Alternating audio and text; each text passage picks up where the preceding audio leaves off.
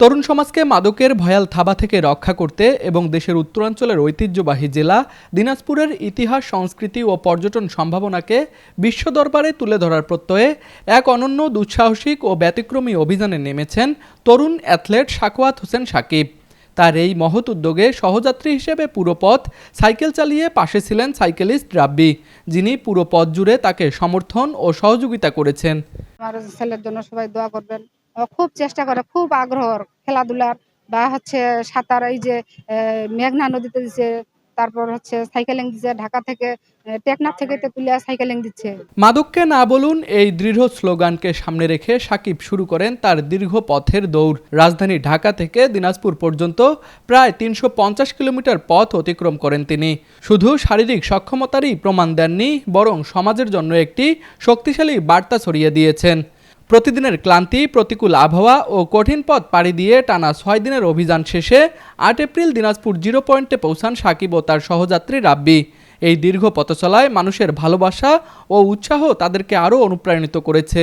এই অভিযানের সবচেয়ে চ্যালেঞ্জিং অংশ ছিল যমুনা নদী পাড়ি দেয়া। ৪ এপ্রিল অভিযানের তৃতীয় দিনে সকাল ৯টা ১৫ সাকিব সাঁতার শুরু করেন।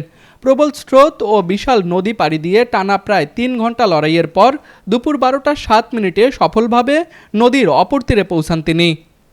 আসুন মাদকের বিরুদ্ধে দৌড়াই, মাদকমুক্ত সমাজ গড়ি, মাদকমুক্ত দেশ গড়ি। দেশের সাথে দিনাজপুরের সাথে দিনাজপুরকে তুলে ধরার জন্য আমরা মূলত এই জিনিসটি করি।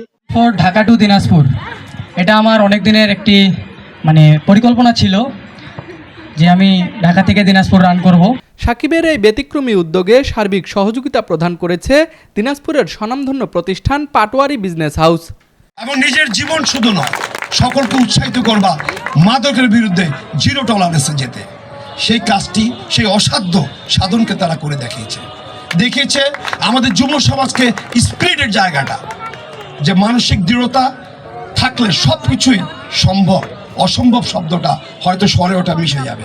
৮ এপ্রিল বিকেল ৪টায় দিনাজপুর জিরো পয়েন্টে সাকিবের যাত্রার সমাপ্তি উপলক্ষে উৎসুক জনতার ঢল নামে।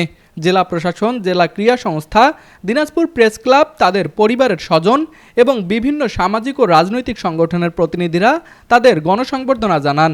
বর্তমান যুব সমাজের জন্য একটা শিক্ষা, আমি বলবো অনুকরণীয় শিক্ষা। আমাদের যুব সমাজ বর্তমানে মাদকে আসক্ত, নানান ধরনের সামাজিক ব্যাধি, মোবাইল ফোন, মোবাইল গেমস, বিভিন্ন ধরনের অনলাইন জুয়া, বিভিন্ন কিছুতে আসক্ত হয়ে আছে। তার মধ্য থেকে যে এই যে সাকিব এবং রাব্বিদের যে উত্থান, এটি আমাদেরকে হয়তোবা ইঙ্গিত দিচ্ছে যে আমরা পথ হারাবো না। ক্রীড়া সংশ্লিষ্টদের মতে সাকিবের এই সাহসী ও ব্যতিক্রমী উদ্যোগ বাংলাদেশের অ্যাথলেটিক্সে নতুন দৃষ্টান্ত স্থাপন করেছে। তার এই প্রচেষ্টা শুধু ক্রীড়া ক্ষেত্রেই নয়, বরং মাদক বিরোধী সামাজিক আন্দোলনকে আরও গতিশীল করবে। দিনাজপুর প্রতিনিধি মিজানুর রহমান পাপ্পুর পাঠানো তথ্যচিত্রে ডেস্ক রিপোর্ট, RCTV।